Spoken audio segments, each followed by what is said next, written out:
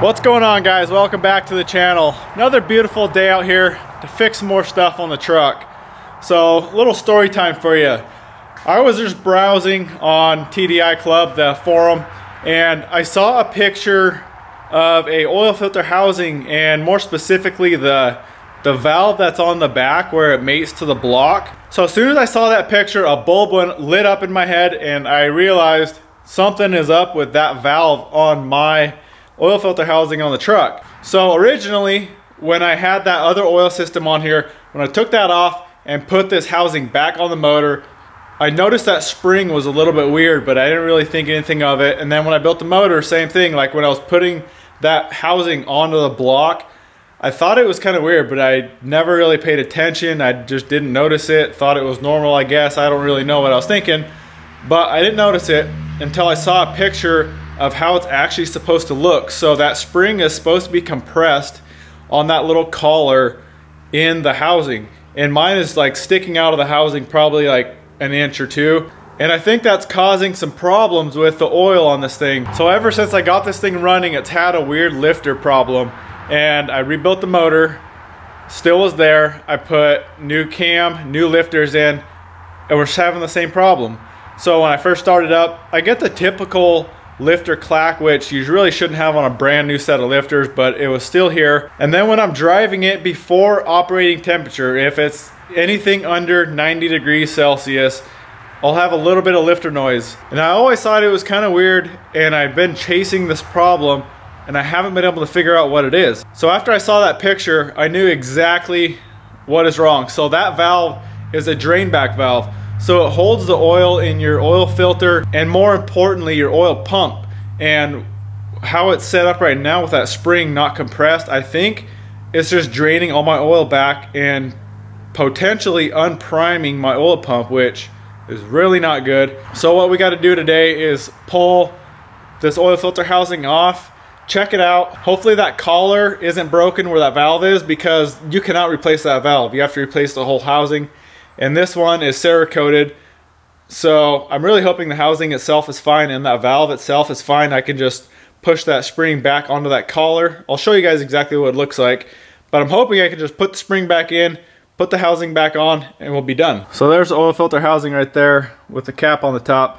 So that bolts onto the block, and right in between there is where that valve is. So what we got to do is pull the oil cooler off, that aluminum part there, so we don't have to drain all the coolant out, and then we can unbolt it from the block. We'll pull the oil pressure sender off and the turbo feed line off, and then we can pull that whole thing out and see what's going on.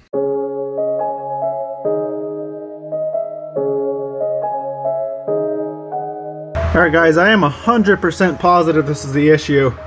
There is no oil at all in my oil filter housing.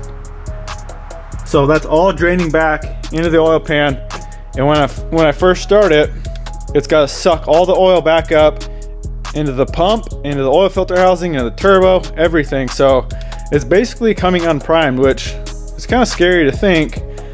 But other than that lifter noise, I haven't heard anything. I'm gonna pull the valve cover, make sure, because that was probably the last place to get oil is the top end of the motor. And actually, when I did that cam, it looked perfect. So I got high hopes that everything else in this motor is fine. Like I said, no other noise, no other issues. So let's get this thing off and see if we can fix that valve.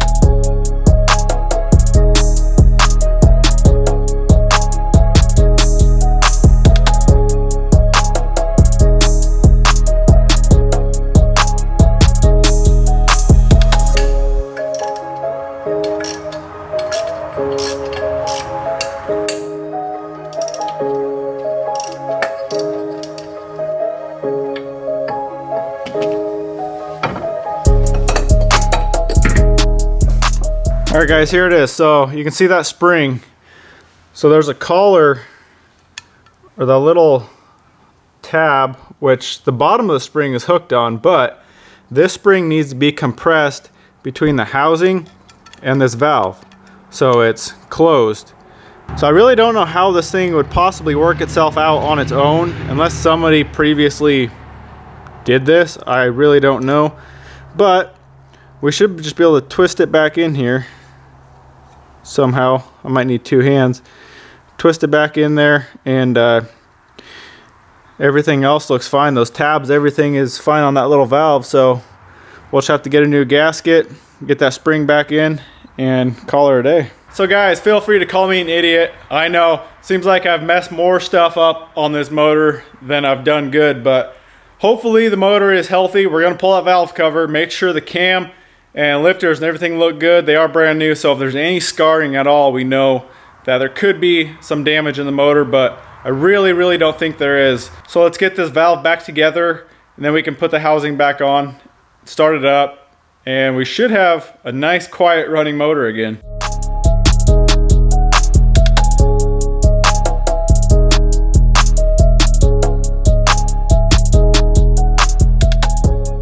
So that is how it should look, and this valve is closed now.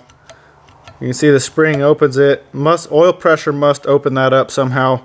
Not really sure if when that opens, but I know for a fact when the motor's off, that needs to be closed so it doesn't drain the whole filter housing and the whole oil pump and everything. 2,000 years later. It's finally here, guys. I ordered this gasket a week ago. Came from Portland. I'm in Washington State, and like 2 days after it shipped, it came to Spokane, and then for some odd reason it got on a truck and went to like North Carolina or something, and then turned around and came back here. So gotta love the postal service. Anyways, we got the gasket, so we gotta throw this housing back on and get it all buttoned up. Like I said, I'm gonna pull the valve cover off, make sure there's oil on the cam, make sure there's no scarring of any kind on that cam or lifters or anything, and then we can fire it up, and hopefully we got a nice smooth running truck. So the easiest way I've found to get this gasket and the housing in the truck is to get the gasket on and just put 2 of the bolts through the housing to kind of hold that gasket in place. And it's kind of you got to fiddle with it a little bit. Sometimes the gasket will fall off the bolts, and these gaskets are always a little bit bent like that. They're not 100% flat, so when you get on the housing, it likes to pop off the bolts. So just make sure that gasket is all aligned before you put all the bolts in.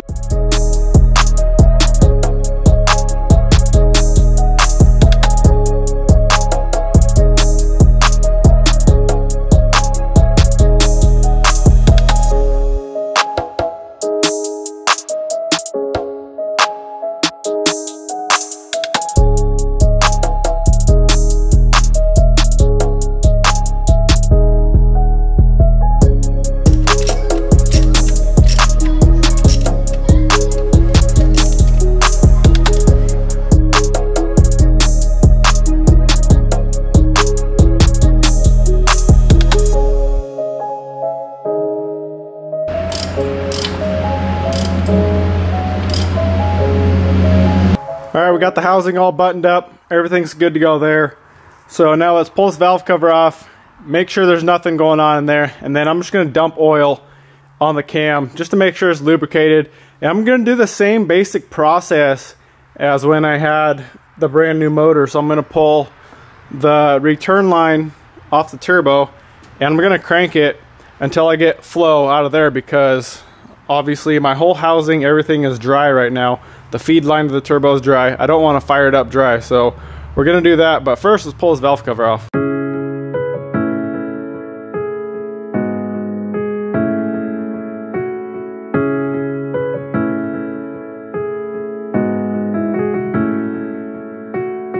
Alright guys, everything under the valve cover looks pretty good. So this is a stage 2 cam from Frank, and it comes with a black coating on it, and you can see it's starting to break in, not completely worn yet. So we know the cam's starting to break in pretty good, so let's douse some oil on it, then we'll throw it back together, pull the feed line off, or pull the return line off, and crank it over.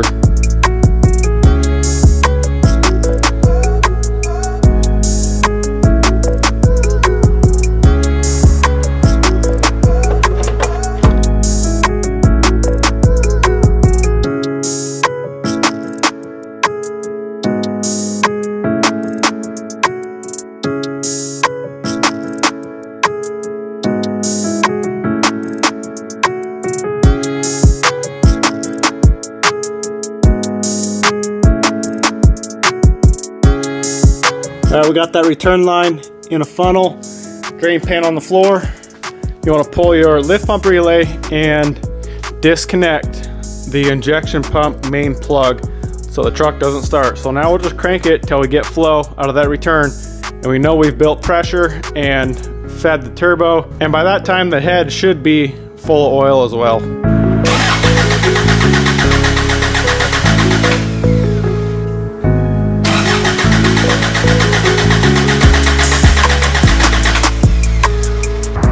Alright guys, we got oil coming out the return, and I have a oil pressure gauge, just the factory Toyota, that's hooked up, and it was jumping up in pressure. So now I know I got pressure and oil at least at the turbo and the head. So let's button up that return. We'll fire it up and see how it runs. Alright boys, let's see what she's got.